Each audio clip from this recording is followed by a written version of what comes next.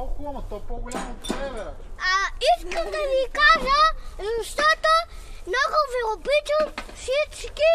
Много поздрави за майка ми и за баща ми! Искам да ви кажа, защото много ви обичам. Защото тази рисунка ми помогна една кака. Помогна ми с едни боички, защото червено, жълто, зелено ги по капка ги сложих и го светлявам. Имам още една рисунка много хубава. А сега къде да го тура? Къде да го тура? Ама къде?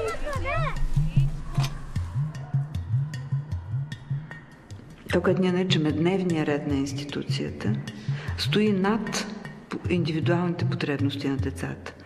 Тоест, те ядат приблизително в едно и също време, ядат приблизително една и съща храна, не приблизително, ами една и съща храна, независимо от техните вкусове. Независимо от това, от биологичния си ритъм.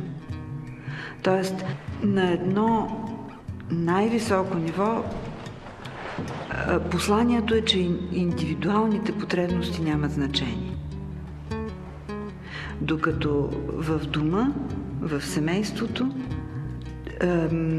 то е семейство именно защото се уважават индивидуалните потребности и всички са чувствителни към потребностите на други.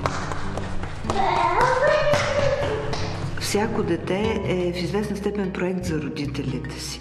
Всяко дете, родителите го мечтаят и го фантазират още преди да се роди, след като се роди благодарение на тази специална връзка, те продължават да го мислят как пораства. И не само го мислят, ами му го и говорят.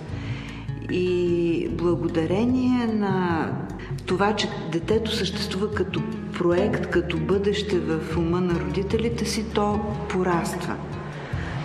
И проблема на тези деца е, че всъщност те не са проект в ничии глави. Казвам се Златка Михова и съм детски психолог. Консултант съм по детско развитие в този проект.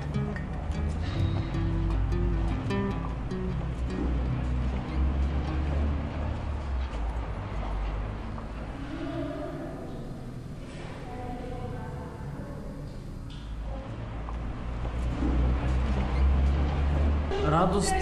Слънце. Силна. Спомени. Щастлива. Листок. Адреналин. Песен. Безпесничка човек е беден. Ела при нас застане седе. А ти защо си тя досън? Ела при нас застанем 8.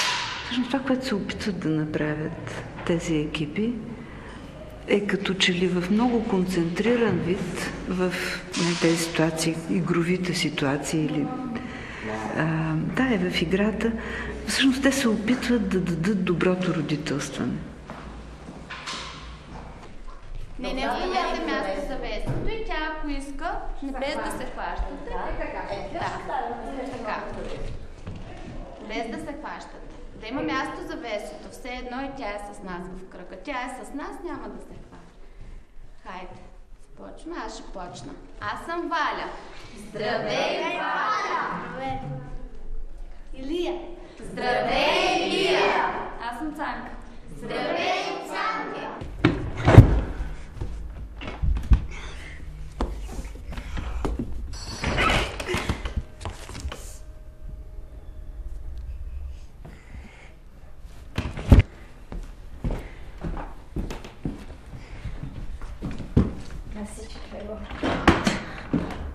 Аз съм Димитър. Здравей, Димитър! Аз съм Краси. Здравей, Краси! Валя. Здравей, Валя!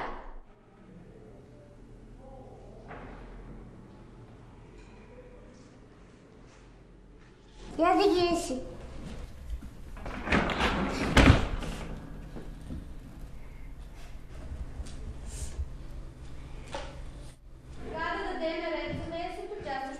Че иска да ни поздрави. И аз се разберете вие с Лесето. Искаш ли Васко да ти помогне? Съгласна ли? Мерцедес. Айде с Весето двамата. Стани.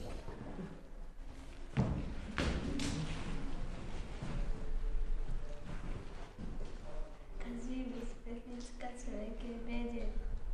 Ела ти ставим после да те. Христос те е. Това да стане Христос.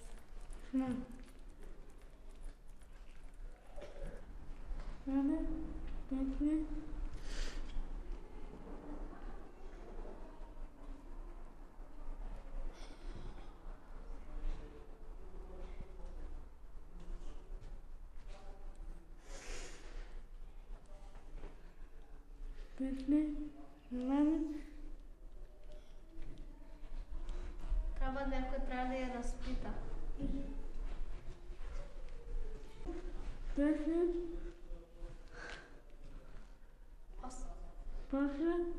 Ева.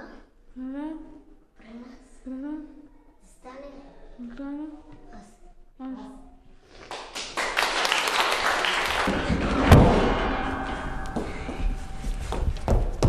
Дигай си.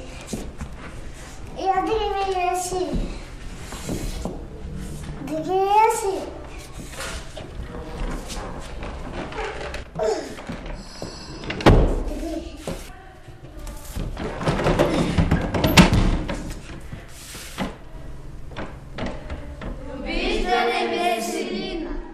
Когато това момиче, което не може да говори, в първата част се чува името. Всички казват нейното име. И то се превръща в някой за някого. И то за цяла група. И то влиза в групата.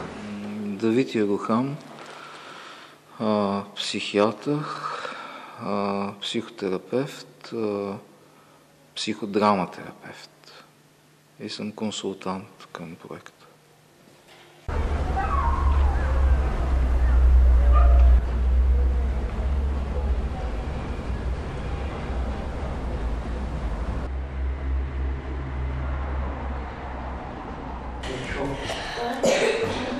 Това е моята кутия. Това съм аз. Това е моето, да ви кажа, като бъл само изглежда. Това е моят телефон. Това е моето червило. Това съм аз. И това. Значи тая картина съм я направил специално като ли съм аз. Тук съм сложил един мъж, пример съм аз. Тук като ли пеем един певец. Или в него ми харесва така се моли и така. Знаеш ли нещо с него? Нищо. Не знам. Мисля, че този човек мога да го нарека Тирчо. Добре съм нарисувала сърца, защото обичам сам добрите хора. Други въпроси? А лошите хора? Лошите не ги обичам. Тоест, ги мразя. Не, че... Аз всички хора обичам, обаче някой ги мрази. Това е моя отбор. Ти си имаш отбор?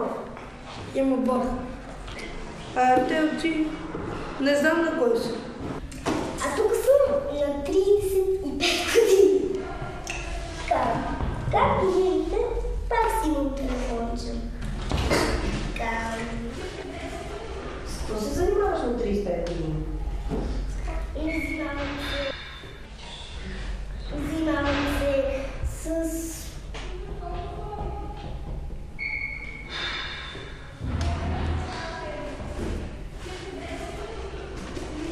Това съм аз в магазина. Как са те? Продавам златно. Какво продаваш? Такова. Чедъри. Чедъри и килими.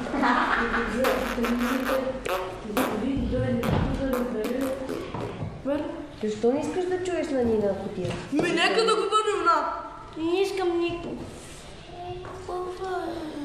На круга, където ме ръш. Нина, много красива кутия си направила. Благодаря за това, което ми разказа. И я пъти. Да, ти я разказа, познаваш ли я, Нина? Тя е отскоро тук, познаваш ли? Не. Любовта за мен е... чувство. И сега?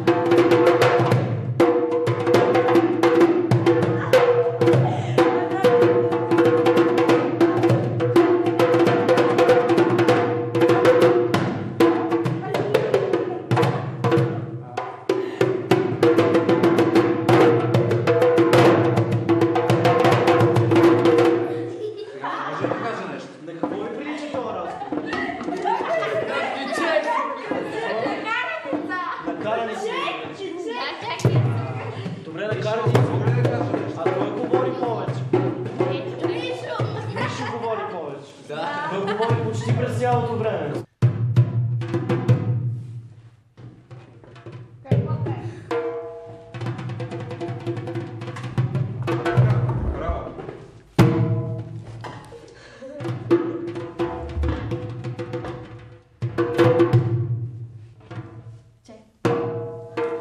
Тук се вижда колко сериозна е тази работа и колко всъщност е трудна, защото виждаме един труден процес.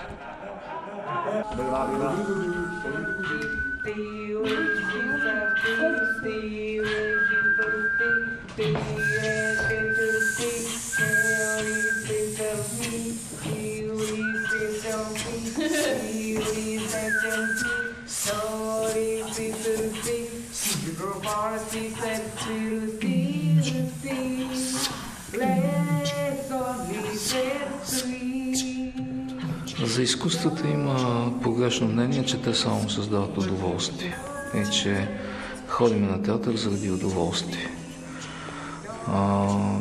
Практически ходим на театър, занимаваме се с изкуство, представяме изкуство, за да разберем повече неща за себе си, повече неща за другите и повече неща за света, да разберем как да живеем. Изкуството е един изключителен метод за подпомагаш израстването на личността. Вижте какви хубави рисунки направи. Абе, Йонков насрам! Сега не говорим за Йонков, сега говорим за нас. Добре. Аз много се... Чухо бе! Аз много се радвам. Аз много се радвам на това.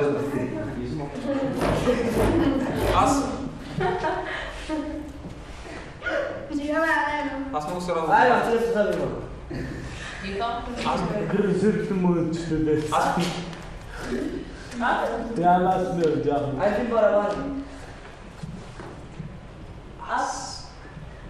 Много се радвам. Хората, които правят тази работа, са артисти, които обаче познават и имат познание за психологията на човека. Много са различни. И всяка казва нещо различно. А това на какво е прилича? На ябълка. На ябълка. На ябълка. И какво друго? На топчета. Ябълка и топчета. Цигари. Цигари. Така ли?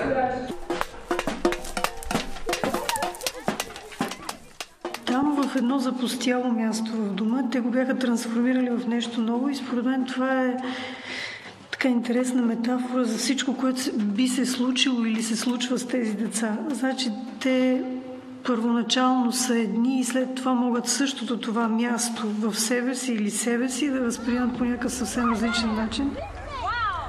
Цветелина Йосифова, психодрама консултант и консултант към проекта.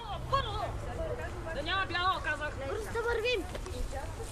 Почваме! До 10, 1, 2, 3, 4, 5, 6, 7, 8, 9, 10! Не говориш, върви ти, че... Мене ти ме водиш, бе? Грижиш се за нея. Роза, ела да го пробваш. Не. Айде си. Аз знам как. Може да стане по-късо, освен че я гледаш, ти избираш една от всичките картини или цветове, за които искаш да й разкажеш.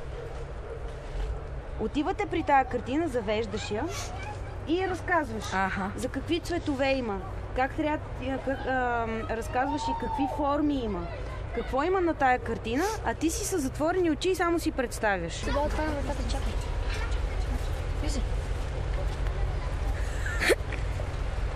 Тук виждам една къщичка. Колко е хубава, много или? Да, много. Тук има някакво си име написано. Тук има дъга. Тук има разни смешни цветове. Тук е цветенце, сърце с различни... Чакай, ма спирай по-дълго. Да бе. Кажи, ма тук има тази картина, състои се от много точки. Тази картина се състои от много точки, много цветове. Да. Задачата е да разкарате из цялото пространство, из цялата изложба този, който го водите и да му разкажете неща, които той не може да види.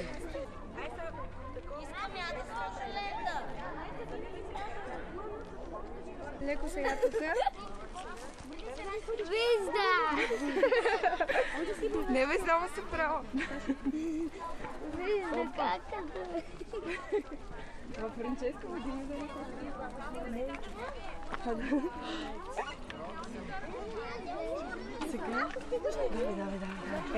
Давай.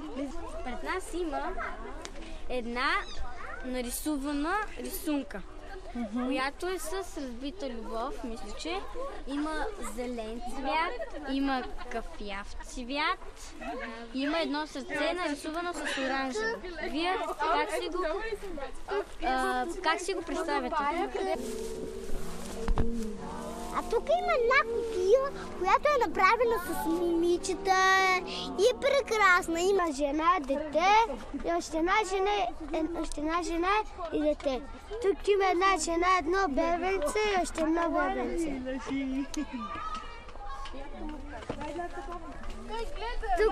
Тук има едно дете, една момиче, едно куче. Тук има едно малко дете и едно мъж. Тук има мъж, жена, семейство. И си мислех, опитвах се да се идентифицирам с някои от тези деца и си мислех какво е да си отраснал в дом. И всъщност едно нещо много ме развълнува и това беше степента на свобода и откритост. Като че ли от тези хора има някаква такава особеност, която ги прави различни от децата, които отрастват в условно наречените нормални семейства и това като че ли е чувството за по-голяма свобода.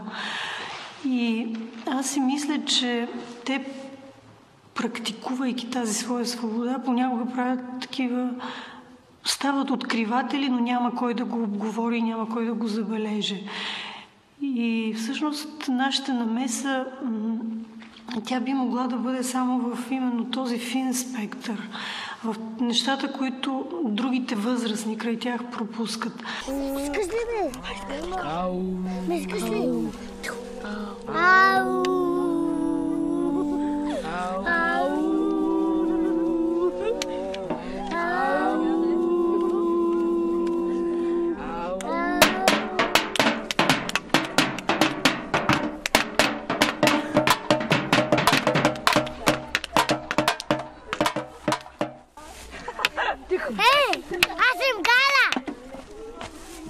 Госпожа Таня! Дай ми гума! Госпожа Таня! Аз съм Гала! Тук в този филм се вижда как анонимният човек става човек, който е признат от другите. През този процес, който се води и който се вижда във филма, тези деца стават автори, стават изпълнители и излизат от мъглата на анонимността и ги виждаме като истински субекти. Мисля, че това е основното. Те се превръщат в нещо и то нещо, което е определено. Нещо, което се определя, нещо, което е човек в очите на другите. Това най-много ни развива в този живот. Това да ни признае другия. Снимат ни! Аз мисля, че подхода на и нашия подход е такъв и би трябвало да бъде такъв. Ние сме експерти, хората, които работят с тях са експерти, възпитателите им, учителите им са експерти, обаче практически експертите са тези хора. Децата са експерти. Децата са експерти на процеса ръста, ставам възрастен, ставам човек в отсъствието на родителите. Родителите ми ги няма. Те са експерти на този процес.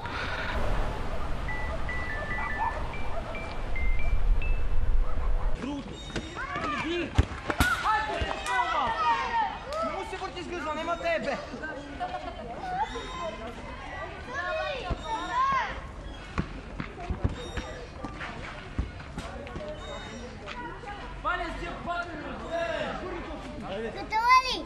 Да. А? Да.